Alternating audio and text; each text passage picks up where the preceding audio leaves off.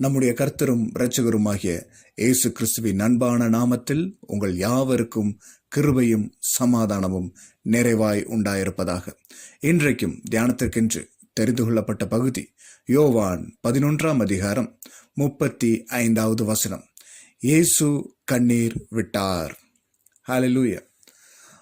நம்முடைய ஆண்டவராகிய இயேசு கிறிஸ்து இந்த உலகத்திற்கு வந்து ஊழியம் செய்யும் போது அநேக பிள்ளைகளுக்கு அவர் விடுதலை தந்திருக்கிறார், மனமிறங்கி இருக்கிறார் என்று நாம் வேதாகமத்தில் பார்க்கிறோம். ஆனால் இந்த மார்த்தாள், மரியாள், லாசரோவுக்காக கண்ணீர் விட்டார் என்று நாம் இங்கே வாசிக்கிறோம். ஏன் இந்த குடும்பத்திற்காக மட்டும் கர்த்தர் கண்ணீர் விடுகிறார்?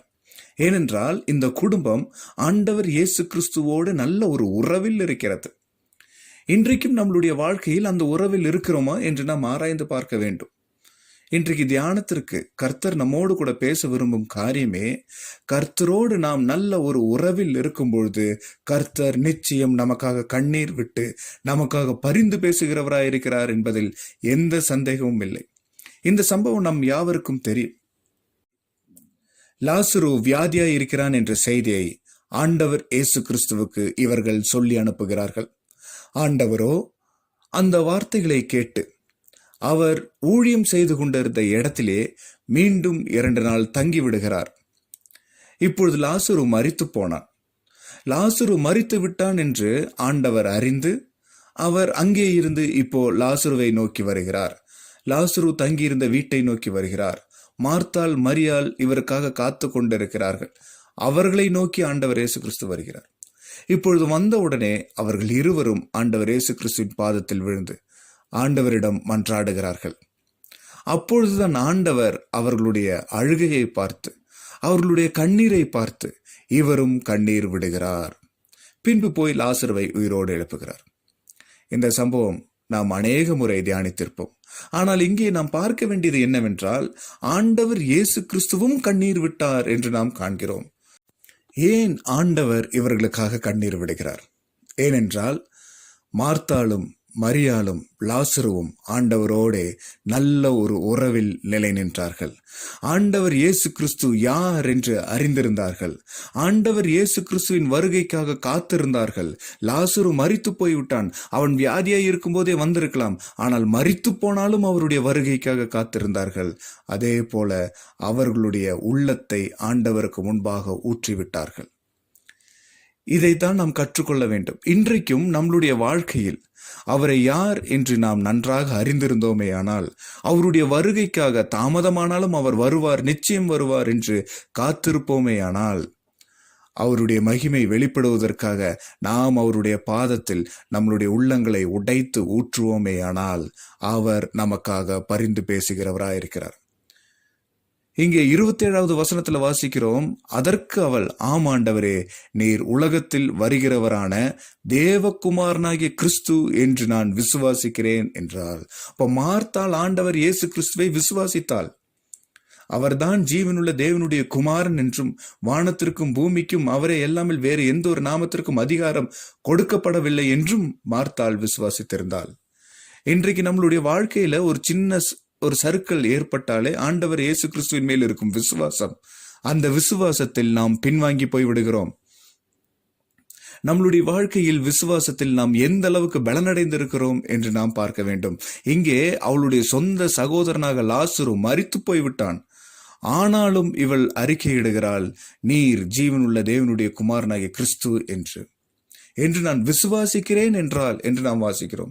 இந்த விசுவாசம் நமக்குள் இருந்ததுன்னா ஆண்டவர் நிச்சயம் நமக்காகவும் கண்ணீர் விடுவார் என்பதில் எந்த சந்தேகமும் இல்லை. முதலாவது, அவர் யார் என்று அவள் நன்றாக அறிந்திருந்தாள். அவளுடைய விசுவாசத்தில் கொஞ்சம் சிறிதளவும் கூட குறைவு ஏற்படவே இல்லை. அதே யோவான் 11ஆம் அதிகாரம் 22வது வசனம், இப்பொழுதும் நீர் தேவனிடத்தில் கேட்டுக்கொள்ளுகிறது எதுவோ அதை தேவன் உமக்கு தந்தருளுவார் என்று அறிந்திருக்கிறேன் என்றாள். அதற்கு முந்தின வசனம் வாசிச்சா, மார்த்தாள் இயேசுவினிடத்தில் வந்து, ஆண்டவரே, நீர் இங்கே இருந்தீரானால் என் சகோதரன் மரிக்க மாட்டான் என்று அவள் கூறுகிறாள். இது ஒரு நல்ல தாழ்மையுள்ள ஜெபம்.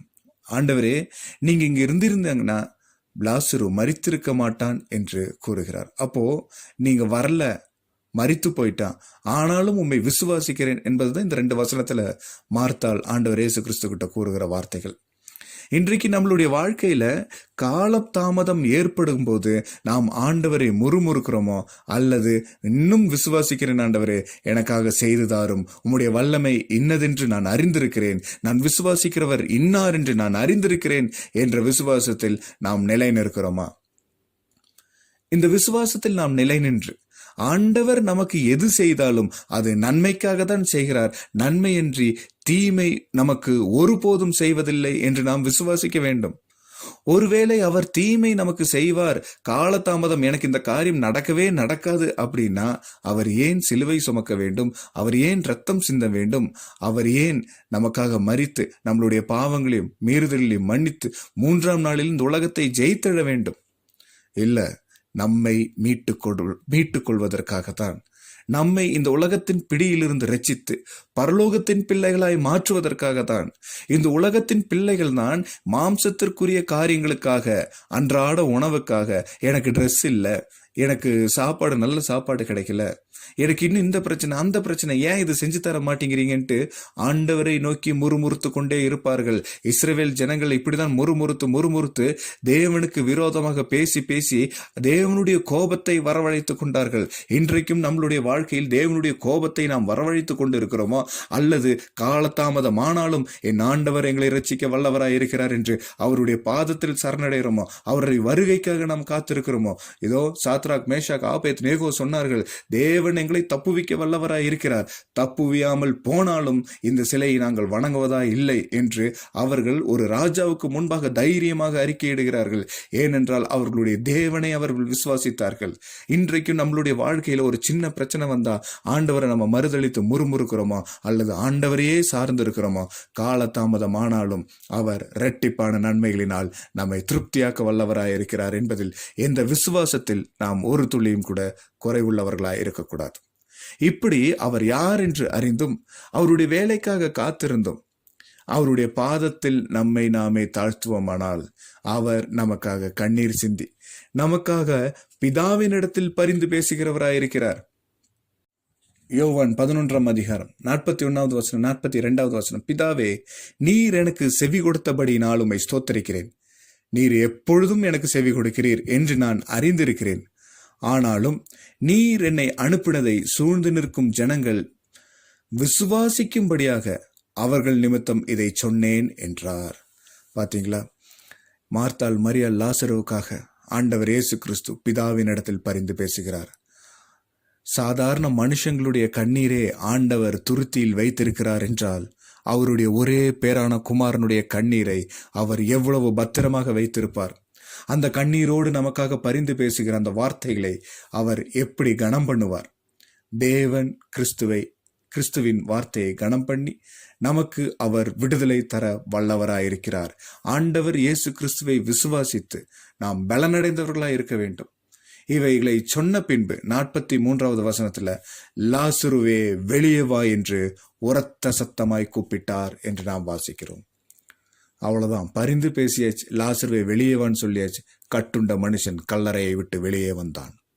ஆண்டவருடைய வார்த்தைக்கு அவ்வளவு வல்லமை உண்டு.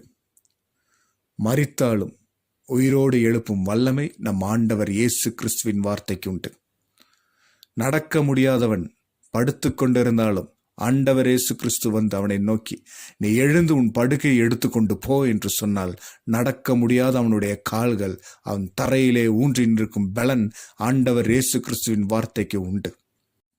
கண் தெரியாதவன் அவரிடம் போய் ஆண்டவரை நான் பார்வையடைய வேண்டும் என்று சொல்லும்போது ஆண்டவருடைய வார்த்தையினால் அவன் பார்வையடைகிறான். இப்படியாக அவருடைய வார்த்தையின் வல்லமை இன்றைக்கும் நிறைவேறிக் கொண்டுதான் இருக்கிறது. இன்றைக்கும் நம்மளுடைய வாழ்க்கையில தோல்வியின் மத்தியிலே போய்கொண்டிருக்கலாம், வறுமையில் சென்று கொண்டிருக்கலாம், வியாதி பலவீனத்தில் போய்கொண்டிருக்கலாம். ஆனாலும் பொறுமையுடன் கர்த்தரை யார் என்று அறிந்து அவருக்காகவும் அவருடைய நேரத்திற்காகவும் அவருடைய சமூகத்தில் நம்மை நாமே தாழ்த்தி அவருடைய பாதத்தில் நம்மை சமர்ப்பிப்போமே ஆனால் இன்றைக்கும் அவர் நமக்காக பரிந்து பேசுகிறவராயிருக்கிறார். அவர் பரிந்து பேசிவிட்டால் நமக்கு விடுதலை உண்டு. இங்கே நடந்தது போல அவர் பிதாவினிடத்தில் பரிந்து பேசி லாசருவே வெளியே வா என்று சொல்லும்போது மரித்தவன் எழுந்து வந்தான் என்று நாம் வாசிக்கிறோம். இது நிச்சயம் நடந்தது. அதேபோல் நம்மளுடைய வாழ்க்கையிலும் அவர் பரிந்து பேசி நாம் இன்றைக்கு எந்த சூழ்நிலையில் இருந்தாலும் அந்த சூழ்நிலையிலிருந்து கர்த்தர் வெளிக்கொண்டு வர சித்தமாயிருக்கிறார். அந்த சித்தத்திற்காக நம்மை நாமே ஒப்பு கொடுப்போம். அவருடைய வருகையில் சேர்த்து கொள்ளப்படுவோம். பரலோக ராஜ்யத்தில் தேவனை தரிசிப்போம். கர்த்தர் தாமே இந்த வார்த்தைகளை ஆசீர்வதிப்பாராக. ஆமேன், ஆமேன்.